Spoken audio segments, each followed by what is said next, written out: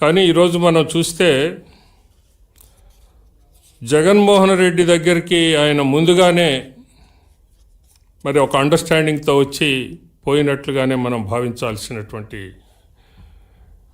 మరి పరిస్థితి కనపడతా ఉంది.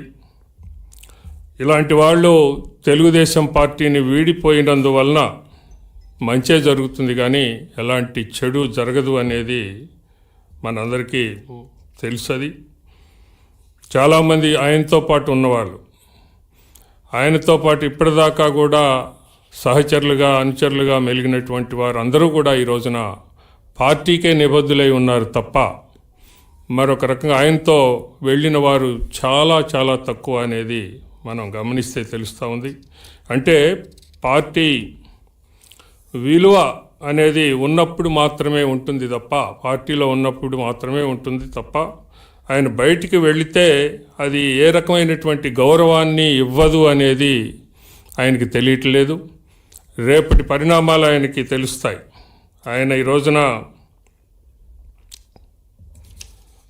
సాక్షి పేపర్లో ఆయన వెళ్ళినటువంటి ఆయన వైకాపాలో చేరినటువంటి దీన్ని భారీ హెడ్డింగులతో రాశారు ఇవాళ. అంటే ఏంటిది? ఏదో భారీ నష్టం టీడీపీకి జరిగిపోయిందని, దానిలో చాలా అసత్యాలు వండి వార్చడం అనేది జరిగింది. పలువురు సిట్టింగ్ ఎంపీలు ఎమ్మెల్యేలు సీట్లు ఎగ్గొట్టడంతో పాటు స్థానచలనంతో వైసీపీ ఇప్పటికే భారీ రాజకీయ సంక్షోభాన్ని ఎదుర్కొంటా ఉంది. అలాంటి పార్టీలోకి ఈయన వెళ్ళటం అంటే దీన్ని ఏదో తగ్గించి చూపించి ఒక వ్యక్తి తెలుగుదేశం పార్టీ నుండి బయటకు రాగానే దాన్ని చిలువలు పలువలు చేసేందుకు ఆ మీడియా ప్రయత్నం చేస్తూ ఉంది, ఈయన్ని వాడుకుంటా ఉంది. అంతే తప్ప ఇప్పటికే ప్రజలు సమాయత్తులై ఉన్నారు. ఈ యొక్క వైసీపీని ఎప్పుడూ పూర్తిగా తొలగించుదాము అనేటటువంటి ఉద్దేశంతోనే ఉన్నారు. అలాగే డబ్బున్న వారికే సీట్లు ఇస్తారా అనేటటువంటి మాట కూడా నేను అన్నారు ఆయన. డబ్బున్న వారికే సీట్లు ఎవరిస్తారో స్వయాన కొందరు వైసీపీ నాయకులే వాస్తవాలు బయటపెట్టారు. 140 కోట్ల రూపాయలు డిపాజిట్ చేస్తేనే ఎంపీ టికెట్ ఇస్తామన్నారని, అందుకు తాము అంగీకరించలేదని చాలామంది పలువురు వైసీపీ నేతలు చెప్పారు. మనం చూసాం.